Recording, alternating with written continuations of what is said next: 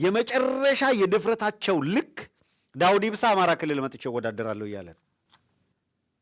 ሐሰን አሊ በቀደም ያሳየናችሁ በደኑና አርባ ጉጉ አማራን ከነነፍሱ ገደል የከተቱ ሰዎች አማራ። አድማጮቻችን ውይይታችን አሁንም እንደቀጠለ ነው። ቀደም ሲል በነገርናችሁ መሰረት አንድ በጣም እጅግ በጣም ትልቅ የሆነ ውጤት የታየበት እንቅስቃሴ መደረጉን ተከትሎ ባለፉት ረዘም ላሉ ዓመታት የአማራን ሕዝብ የህልውና ትግል ዳር ለማድረስ ብርቱ ጥረት ሲደረግ ነበረ። በዚህም ቀደም ሲል በአስተዋወቅናችሁ መሰረት በጣም ውጤታማ የሆነ ቴክኖሎጂን መጠቀም የሚያስችል የፈጠራ ስራ መከናወኑን ሰምተን ይህንኑ ለማረጋገጥ ወደ የአፋብን ተቀዳሚ ምክትል ሊቀመንበር ወደ አርበኛ መከታው ማሞ ደውለን ነበረ።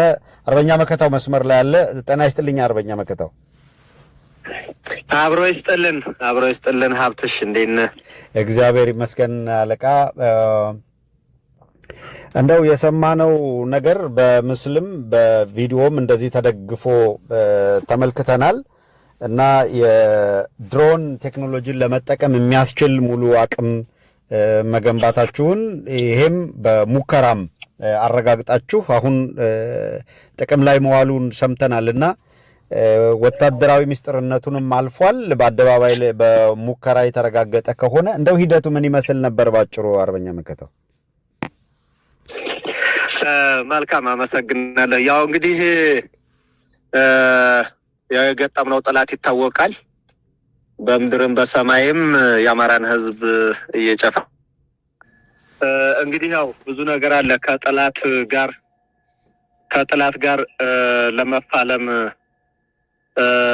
ወይም ደግሞ ጠላትን ሙሉ አቅም ያለውን ባንክም ታንክም ያለውን ኃይል እስከ ገጠምን ድረስ እኛም እንግዲህ ከጠላቶቻችን እኛም መማር ስላለብን ጠላቶቻችን ወደኛ የሚሰነዝሩትን ማንኛውንም ነገር በእኛም በምንፈጥረው በራሳችን አቅም ያለማንም አጋዥ ያለማንም ረዳት ማለት ነው በራሳችን ጠላቶቻችን ከሚያጠፉን ወይም ደግሞ ጠላቶቻችን እንግዲህ ለኛ የነሱ ማለቃ የሆነው እንግዲህ ልንመርጥላችሁ አንችልም የሚልም መዘባበት ዛቻም ነበረና እኛም በቻልነው ሁላ ተጣጥረን ይሄንን 2 እና 3 አመት ውስጥ ምስጢራዊነቱን ጠብቀን እዚህ እንድንደርስ ወታደራዊ ምስጢር አድርገን ጠብቀን ቆይተናል ማለት ነው። አሁን ደግሞ እንግዲህ በተለያዩ ስራዎች ያው ጥላት ያቃል እንደምንጠቀም ያቃል። ስለዚህ እኛም ደግሞ እንዴት አድርገን መከላከል እንዳለብን በተለያየ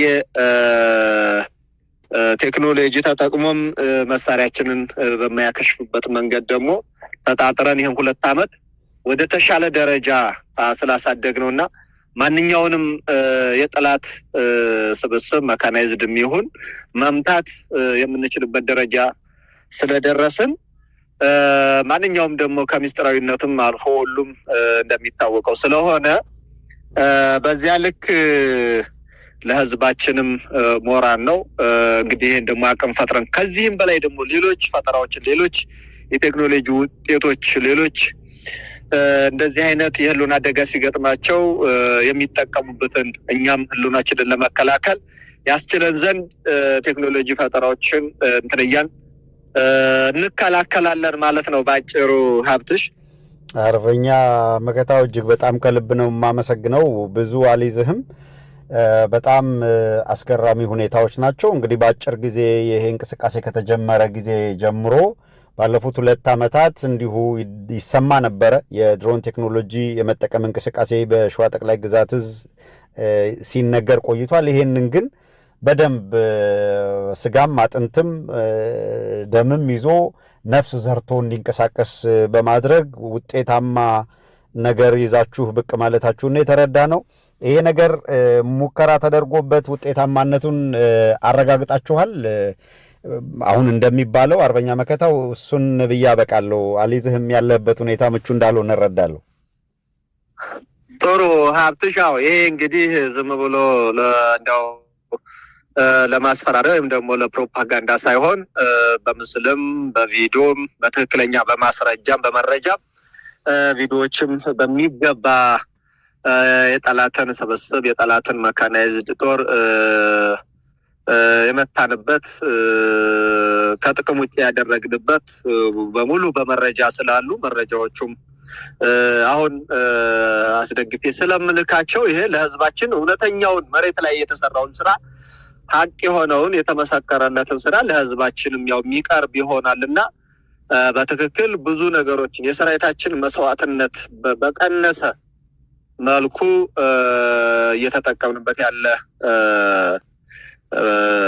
ድሮን ወይም ደግሞ የአየር ኃይላችን ነው ማለት ሙሉ በሙሉ ማለትም የምንችልበት እንግዲህ በዚህ በጠባብ ሁኔታ ውስጥ በጠባብ እንዳልኩት መግቢያ ላይ ያለማንም ድጋፍና ያለማንም እገዛ በራሳችን ፈጠራ ያገኘነው ስለሆነ ልንኮራበት ስለምንችል ይሄንን ማስረጃ ለማቅረብ ነው። ሀብትሽ በጣም አመሰግናለሁ። አርበኛ መከታው እግዚአብሔር ይስጥልን ለሰጠህን ማብራሪያ። አመሰግናለሁ ሀብትሽ። ሰላም ውሎ። አሜን። ተከታተላችሁትን ይመስል ነበረ። አጠር ያለ ቆይታ ነበረ ከአርበኛ መከታው ማሞ ጋር የነበረን ቆይታ። የአማራ ፋኖ ብሔራዊ ንቅናቄ ተቀዳሚ ምክትል ሊቀመንበር ነው። የሸዋ ጠቅላይ ግዛት እዝን በሸዋ የሚደረገውን ወታደራዊ እንቅስቃሴም ይመራል። አርበኛ መከታው ማሞ በቀጠናው እየተካሄደ ስላለው ነገር እንዲያብራራልን ያቀረብነውን ጥያቄ መሰረት አድርጎ የአማራ ፋኖ ብሔራዊ ንቅናቄ አፋብህን በአማራ ሕዝብ ላይ የዘር ፍጅት እየፈጸመ ያለውን አገዛዝ በትጥቅ እንታገላለን ብለው የተደራጁ ኃይሎች ናቸው። እንደሚታወቀው ይሄንን ኃይል ታጥቆ የመጣና በኃይልም ከእያንዳንዱ አርሶ አደር ቤት መሳሪያ ነጥቃለው፣ የአማራን ሕዝብ እንኳን ትጥቁን ቀበቶን አስወልቃለሁ፣ ሱሪውን አስወልቃለሁ ወዘተረፈ በሚል ዛቻን የመጣው ድሮን በተለየ መንገድ መመኪያ አድርገውት ነበረ። በጣም የሚገርመው እነዚህ አሁን እየነገሩንና እያሳዩን ባለው መንገድ እየተጠቀሙ ያለው ድሮን ከየትኛውም አካል ያገኙት ሳይሆን በራስ አቅም የድሮን ቴክኖሎጂን መጠቀም ባላቸው ነገር ኢፌክቲቭሊ መጠቀም የሚቻልበት። እንደምታውቁት አብይ አህመድ አሁን በጣም በከፍተኛ ሁኔታ የተቸገረው አንዱ የድሮን ተተኳሾችን በከፍተኛ ገንዘብ መግዛት ላይ ነው። እነዚህ የአማራ ፋኖ ብሔራዊ ንቅናቄ አመራሮች ከእያንዳንዱ ከተተኳሹንም ሌላውንም የምርት ሂደት ውስጥ ገብተው በአንዳንድ ቦታ በሹፈትም በማላገጥም ሲነሳ የነበረውን እንዴት ውጤታማ ማድረግ እንደሚቻል ያሳዩበት ነው። የአገዛዙ ጦር አሁን ሰብሰብ ባለ ካምፕ ውስጥ እንደፈለገ ምንም አይመጣብኝም የሚለውን ጨዋታ ማለፍ ተችሏል። ሌላውና ሁለተኛው ነገር ግን ድሮንን መከላከል ወይም ስራውን በአግባቡ እንዳይወጣ የሚያስችል በቴክኖሎጂ የታገዘ የድሮን መከላከያዎች በየአገሩ አሉ። ኢንተርሴፕት ማድረጊያዎች ወይም ድሮኖችን መተው የሚጥሉ ወይም የመጡት ድሮኖች ኢፌክቲቭ እንዳይሆኑ የሚያደርጉ መሳሪያዎችም አሉና አሁን በቅርብ ጊዜ ሌላው የታየው እነዚህ በቀላሉ በትከሻ ሸክም ላይ የሚውሉ በተለየ ምክንያት እዚህ አሁን እያሳየናቸው አይደሉም፣ ግን እነዚህን ደግሞ ሌላ ማግኘታቸው ነው። በተለያዩ የፋኖ እንቅስቃሴ በሚያደርግባቸው ቦታዎች ላይ እነዚህ ጸረ ድሮን የሆኑ መሳሪያዎች ማግኘታቸው የእያንዳንዱ ቀን የትግል ሂደታቸውን ውጤታማ እንዲሆን እያስቻላቸው ነው። በአገዛዙ ዘንድ ደግሞ ይሄ ሁኔታ ወዴት እያመራ ነው የሚለው አስጨናቂ ሁኔታ ፈጥሯል። የድሮን መታጠቅ እንቅስቃሴ ወዴት ሊያመራ ይችላል የሚለው በጣም በጣም እጅግ አነጋጋሪ ሆኖ ነው ያለው።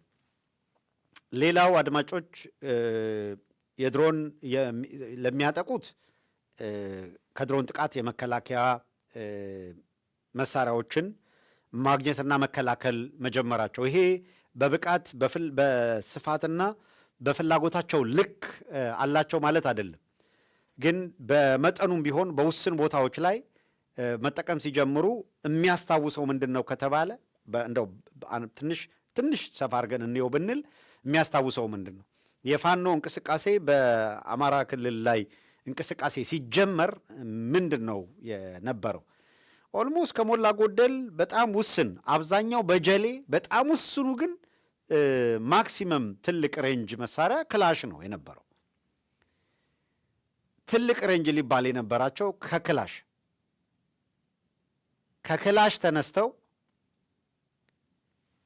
ድሽቃ፣ ሞርታር ወዘተረፈ ታጥቀው ያገዛዙን ዙ 23 በየቦታው ላይ አውድመው በጣም ሰፋ ያለ መጠነ ሰፊ እንቅስቃሴ አድርገው በርካታ ቦታዎችን፣ ቀጠናዎችን ነፃ ወደ ማድረግ ተሸጋገሩ።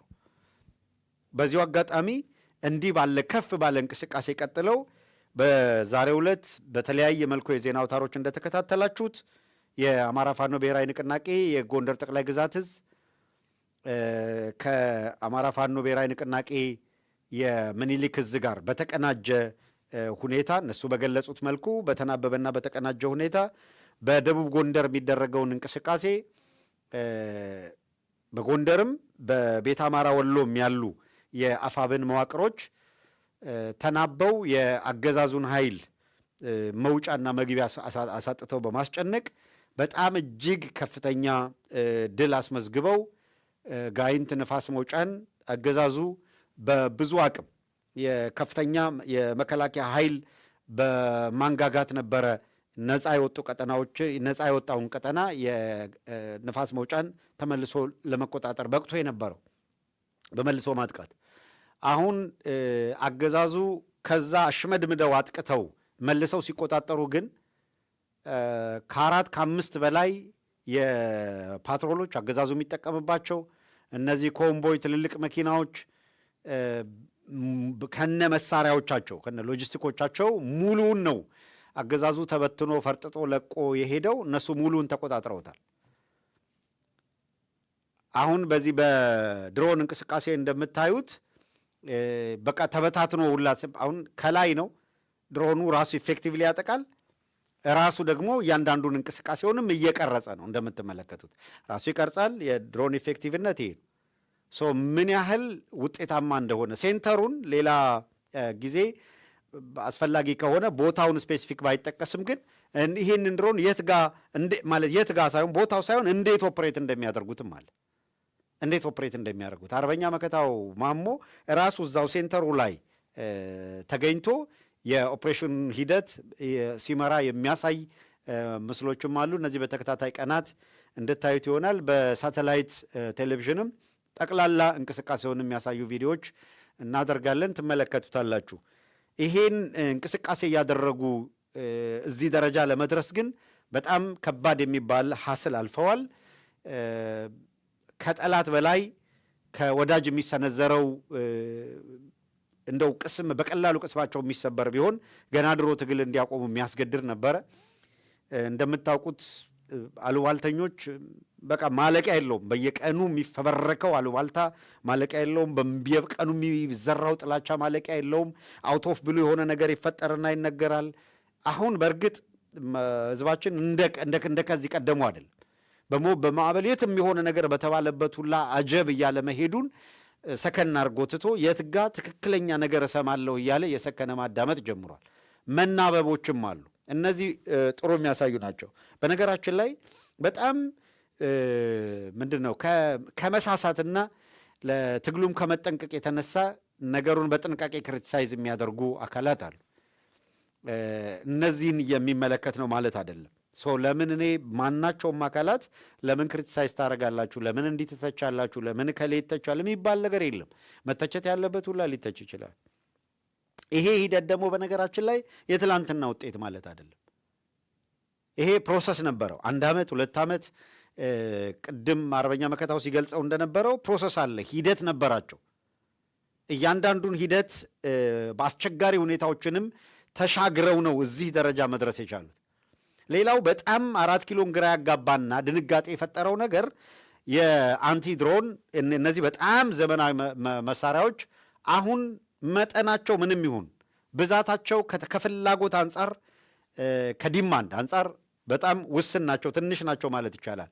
ነገር ግን እነሱን መጠቀም ሲጀምሩ ክላሽ ይጠቀም የነበረ በጀሌ የነበረ መጀመሪያ ጀሌውን ክላሽ ነው ማስታጠቅ የቻሉት።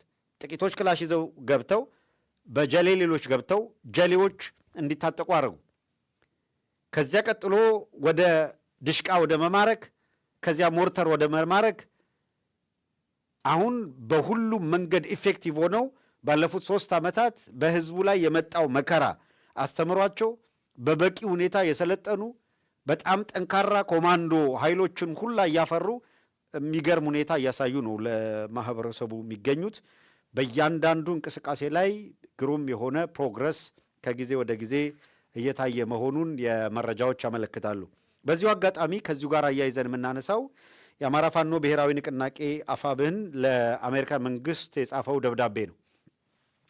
አፋብን ወደ አሜሪካ መንግስት በላከው ደብዳቤ የአማራ ፋኖ ብሔራዊ ንቅናቄ የተመሰረተበትን ወቅት ጊዜና ሁናቴ ከግምት አስገብቶ የተመሰረተበትን ዓላማና ምክንያት አሜሪካም ሆነ ሌሎቹ ሀገራት እንደሚረዱት ያለውን ተስፋና እምነት ገልጾ ሲያበቃ ከሰሞኑ ከኢሚግሬሽን ስታተስ ጋር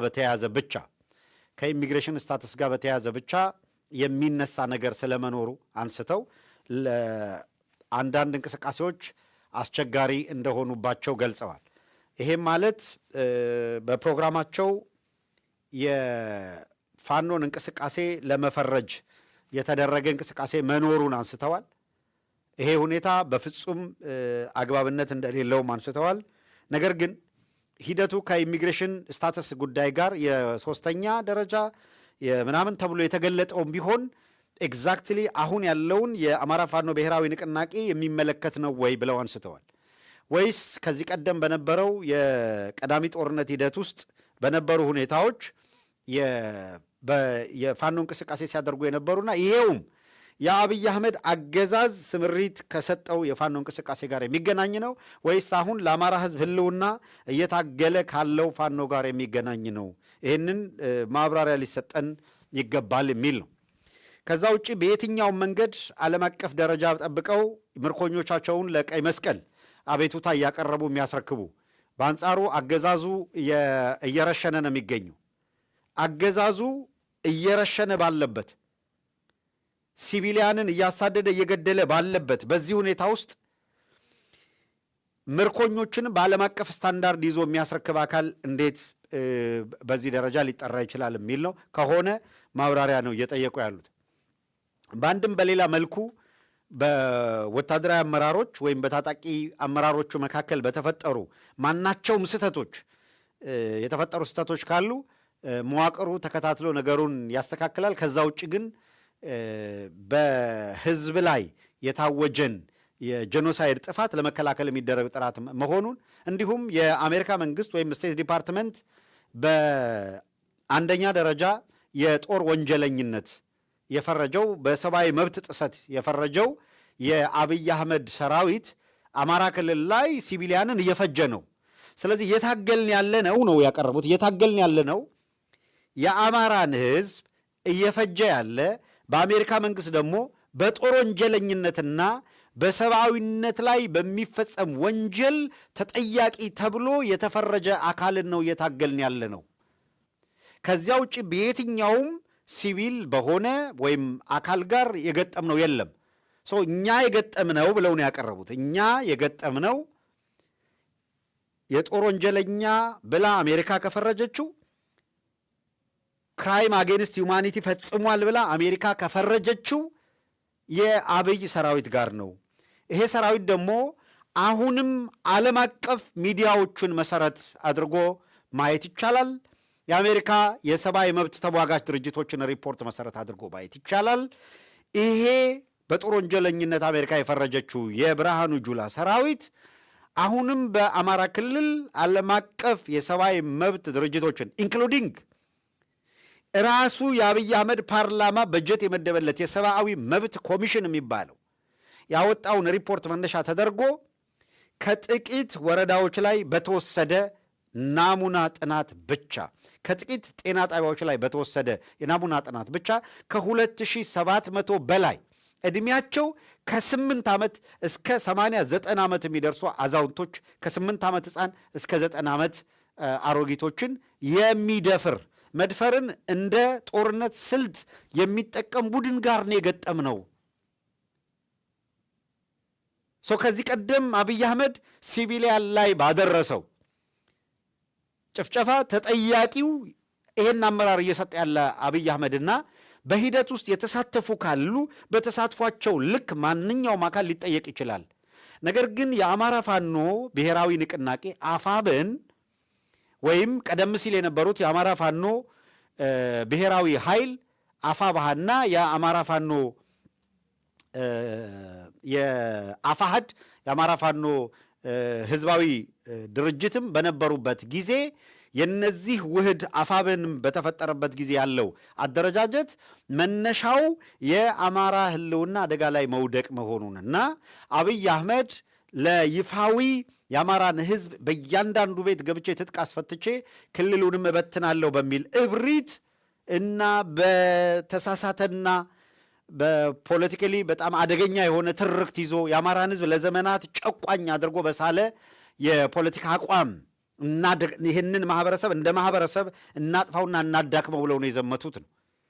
የአማራ ህዝብ በሙሉ አቅም ተነስቶ ራሱን ለመከላከል የሚያስገድደው ሁኔታ የተፈጠረው መጀመሪያ አስቀድሞ ዓለም እንደሚያውቀው በቤኒሻንጉል ቀደም ሲል በወተር በአርባ ጉጉ በበደኖ ከነነፍሱ ገደል እየተከተተ ሲገደል የነበረ በመሆኑ ከዚያም በኋላ ግፍና መከራ ሲያስተናግድ ቆይቶ ሞፈር ዘመት እየተባለ ሲሰደድ ቆይቶ የአማራ ህዝብ የአብይ አህመድ አገዛዝ በሁሉም አቅጣጫ በቤኒሻንጉል በቀስት እያለቀ በጅምላ መቃብር ውስጥ እንዲቀበር አድርጎ ሞተን እየተገደልን ነው ሞት ይብቃ ብሎ ደግሞ ለሰላማዊ ሰልፍ ሲወጣ እላዩ ላይ ጥይት እያርከፈከፈ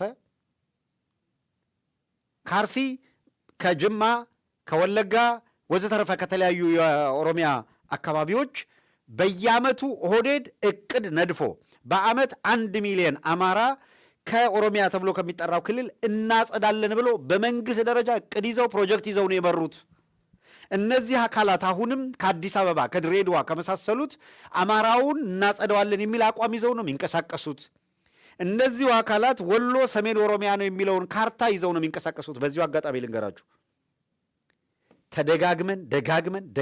ደጋግመን የነገርናችሁ ነገር አሁን ነፍስ ዘርቻለሁ ብሎ መጥቷል። በጣም በሚደንቅ ሁኔታ ከዚሁ ጋር በቀጥታ የሚያያዝ ስለሆነ ደጋግመን ከነገርናችሁ ደጋግመን ካነሳንላችሁ ስም መካከል ነፃነት ጣሰው የሚባል ልጅ ዮሐንስ ጣሰው የሚባል ወንድም ያለው በኢህአዴግ ጊዜ በተለይ የኢህአዴግ ሰዎች በሚገባ ያውቁታል። በእያንዳንዱ ፍርድ ቤት ተቃዋሚ የሚባል አካልን አሳዶ ከደህንነት መስሪያ ቤት ጋር እየሰራ በየፍርድ ቤቱ እየቀረበ ምስክር ነኝ እያለ ሲያሳፍን የነበረ ሰው አሁን የአብይ አህመድ አገዛዝ ወደ ስልጣን ከመጣ በኋላ ከኦህዴድ ጋር በመተባበር ወሎን ክልል አረጋለሁ የሚል እንቅስቃሴ ሲጀምር ነገርየዋ ሽታዋ ከሌላ መንገድ የመጣች ናት። ይህንን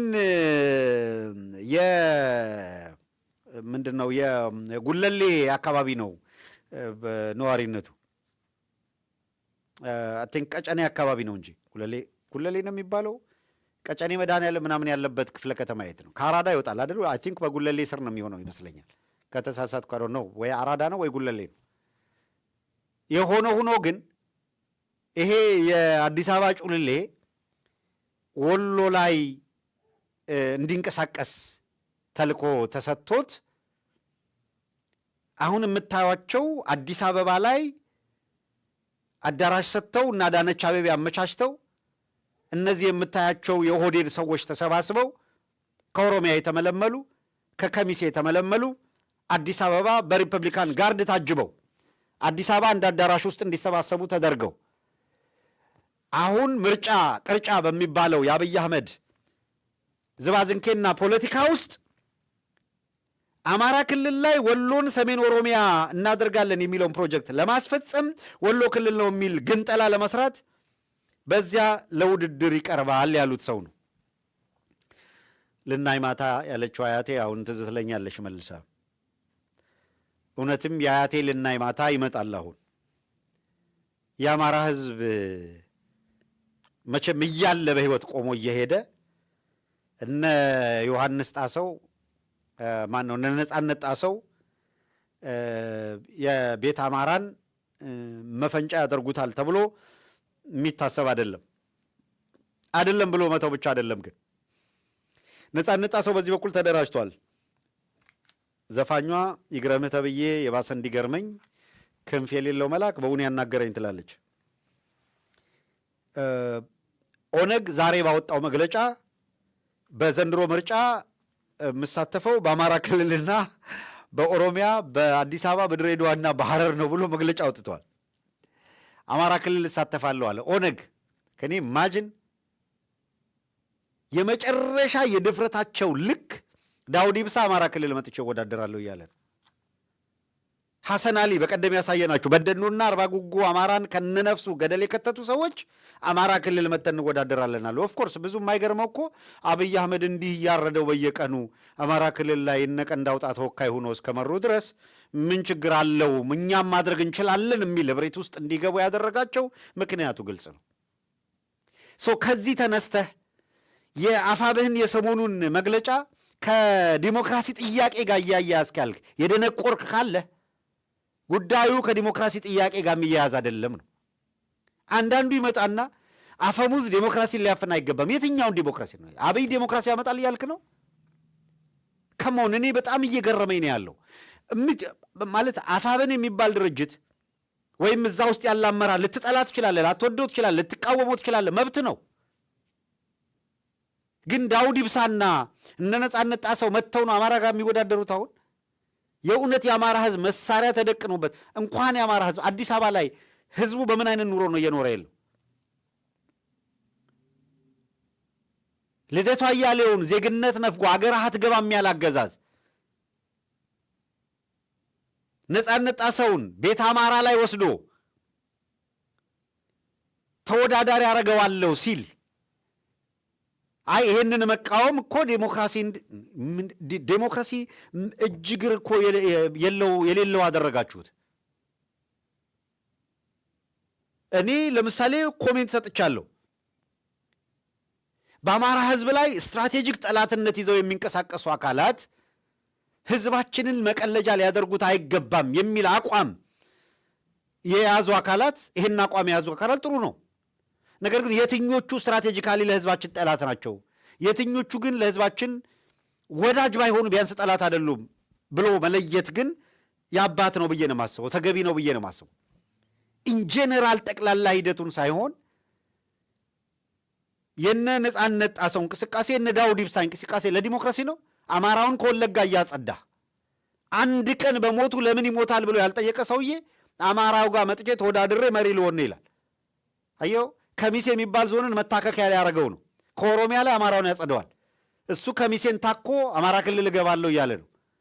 ደፋር ናቸው። ጎንደርና ባህር ዳር እንወዳደር ማለታቸው እኮ ማስረጃ የለም። እንኳን ከሚሴ ምን ይገርማል፣ ወሎ ሰሜን ኦሮሚያ ነው ብለው አይደል እንደሚንቀሳቀሱት። አሁን አማራ ከዚህ ውጭ ሌላ አጀንዳ ይዞ እርስ በራሱ መነታረክ ነው ያለበት ወይስ እየመጣ ያለውን አደጋ በአግባቡ ተረድቶ ሲያበቃ አንድነቱን ማጠናከር ነው ያለበት? የብአዴን በላ ካድሬዎች እነ ተመስገን ጥሩነህ እነ መላኩ አለበል እነ ይርጋ ሲሳይ እና አረጋ ከበደ የሚልኳቸው እነዚህ ልጆቻቸው የጥቅም ተጋሪዎቻቸው በየማህበራዊ ሚዲያ ጎጥ ፈጥረው ሊያናክሱ የሚፈልጉትን አጀንዳ ተቀብለህ ያራገብክ ነው የምትሄደው ወይስ የአማራ ህዝብ ከምን ጊዜውም በላይ ዋንስ አንድ ሴንትራል የሆነ ኮማንድ ካቆመ አንድ ሴንትራል የሆነ ድርጅት ከመሰረተ ያንን መሰረት አድርጎ ዓለም አቀፍ ህግ ጠብቆ ዓለም የሚያዳምጠው ኃይሉ ነው መውጣት አለበት ብለህ ነው የምትሰራው። ይህን ለማድረግ የጎደለ የቱ ጋር ነው? ምን ልታጅ ምን ክሪቲሳይዝ ላድርግ የቱ ጋር ልደግፍ የሚል ጥያቄ ነው የምታነሳው? ወይስ ኢንጀነራል ብቅ ያለውን እየቆረጥክ ብቅ ያለውን እያፈረስክ ነው የምትሄደው? የቱ ነው የተሻለ የሚሆነው? ተጨባጭ በሆነ ሪዝን የምትተቸውን ተችተህ ተጨባጭ የሆነ ድጋፍ የምትሰጠውን ደግፈህ ግን በድምር ውጤቱ የአማራ ህዝብ ከእንዲህ ያለ መከራ እንዴት ይወጣል? በማንም ላይ መከራ ያምጣ አይደለም ባይዘው ደጋግመን ከተናገር ነው በማናቸውም መልኩ የምንሰጠው አስተያየት ህዝቡን ሳይሆን የሚመለከተው የፖለቲካ አካሉን ነው። ይህንን በመጽሐፍ ጽፈነዋል፣ በንግግር ተናግረነዋል፣ በምናምን ብለነዋል። የፖለቲካ ኃይሎች ፖለቲካም አይደሉም እኮ ጨካኝና ወንጀለኛ ኃይሎች አሁን ክሊር ነው። የወንጀል ቡድኖች መተን ይሄንን እናደርጋለን እያሉ ነው። የድፍረታቸውን ልክ ታያለ። አጣዬን 10 ጊዜ ያወደመ አካል የጋቸና ሲርና አመራር የነኮረን የገኛ አመራር አማራ ክልል ላይ የምርጫ ጫወታ አጫወታለ ይላል። ማንን ይዞ? ተስፋሁን አለምነህ የምትባል አንድ ቀንድ አውጣ ነገር አለች።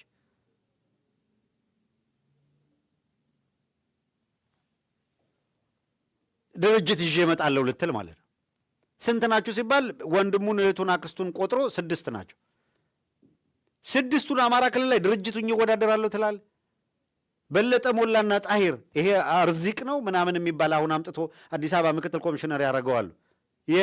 ለካ የዚህ ማን ነው የምትሉት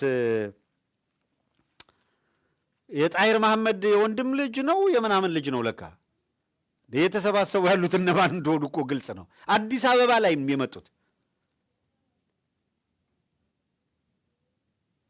እንዲህ ያለውን እንቅስቃሴ በማናቸው መልኩ በቸልታ ልፌው እንደዚያ ልፌው ሌላ የቤት ስራ ሰጥቼ ምናምን አታስብ። ሌላውን የቤት ስራ ለጊዜው ጋፕ አድርገህ አንድ በሚያደርጉ ጉዳይ ላይ በጋራ መቆምን የተሻለ የሚሆነው የሚለውን ለማንሳት ነው።